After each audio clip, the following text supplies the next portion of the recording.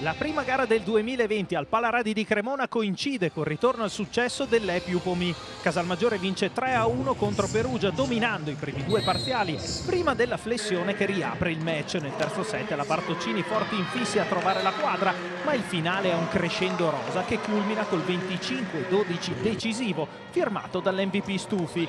La vigilia anima l'attesa di una sfida che la VBC affronta con l'obbligo di fare bottino pieno dopo il KO del mercoledì a Scardicci e con le umbre chiamate a dare continuità al successo al tie-break ottenuto 4 giorni prima con Chieri. E coach Bovari ha un'arma in più nell'arsenale. Alexandra Cernicevic, spedita sul Tarflex in corso d'opera, è divenuta presto un fattore.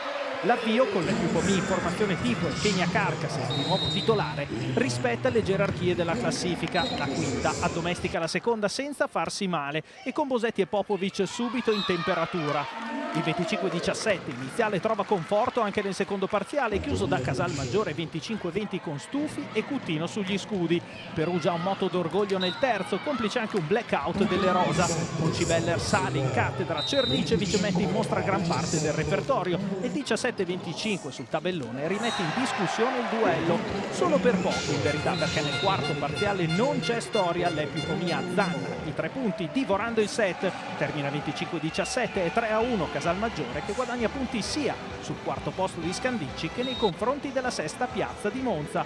Per Perugia resta un terzo set da incorniciare e un girone di ritorno da affrontare con nuove certezze.